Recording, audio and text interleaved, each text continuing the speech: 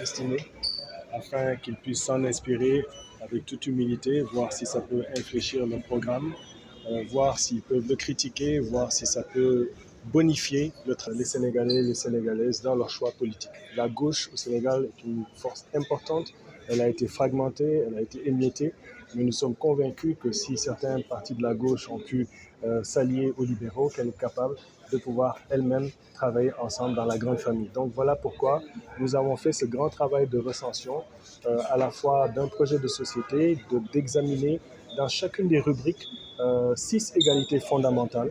Donc la question de l'égalité du droit de notre pays de disposer de sa pleine souveraineté et de son développement qui nous est refusé par les pays avancés. La question de l'égalité des droits humains, tous nos citoyens et citoyennes doivent avoir les mêmes droits, les mêmes capacités. Et donc les devoirs qui sont les leurs doivent être protégés par l'État et ces droits au développement, ces droits humains dans toute la satisfaction des besoins essentiels doivent être atteints.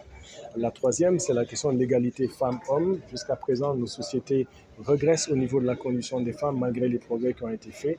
Pour nous, les femmes sont au cœur du développement. C'est la majorité de notre population. Il faut qu'elles prennent conscience de leur pouvoir. Nous, en tout cas, à Scène Égalité, on est en faveur de la promotion des femmes, du changement des mentalités masculines pour l'émancipation totale des femmes et leur prise de contrôle des mécanismes de décision et d'exécution du politique. Et voilà pourquoi elle est au cœur de cette stratégie de développement. Tout le document que nous présentons, la condition féminine, est transversale et nous espérons que nos sœurs, nos filles, nos femmes, nos mères en prendront conscience. La quatrième dimension, c'est la question de l'égalité des régions. Dakar prend tout sur le Sénégal. Les régions doivent véritablement jouer leur rôle. Il y a des politiques de régionalisation et de territorialisation qui ont été configurées de façon franchement exagérée. On peut réduire le nombre de régions en se posant vraiment sur les véritables proximités culturelles et capacités de nos pays et de nos régions et tourner ce développement vers l'Afrique, vers l'intérieur. Et si une politique nationale de régionalisation qui prend en compte l'industrie extractive avec les volontés populaires de contrôler ce secteur avec des politiques de déterritorialisation qui soient conséquentes, on peut infléchir le développement. Finalement, les deux dernières mesures, c'est, sans les moindres, l'égalité pour nos jeunesses, puisque la jeunesse jusqu'à présent est une jeunesse qui ne dispose pas de capacité d'influencer sa propre décision et c'est les gens qui décident pour elle, c'est la majorité de la population. Il est temps que cette jeunesse prenne conscience de sa capacité au-delà de l'indignation, de la frustration.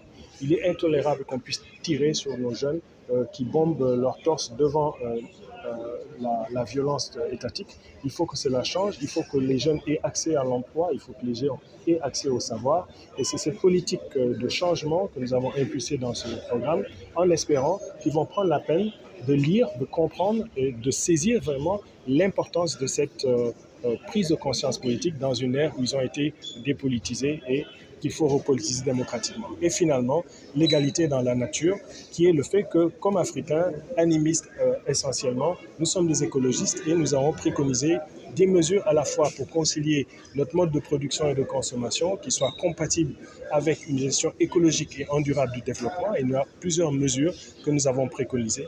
Dans ces mesures, nous avons articulé tout ce développement sur un autre système d'autosuffisance alimentaire et de maîtrise de l'agriculture, sur un système industriel dans lequel nous recréons nos manufactures. Par exemple, nous pouvons créer effectivement un système d'industrialisation avec la fabrication de machines à laver pour nos femmes, de la possibilité de cuisinières faites au Sénégal, de plusieurs manufactures qui peuvent être faites et finalement du transfert technologique approprié avec le développement.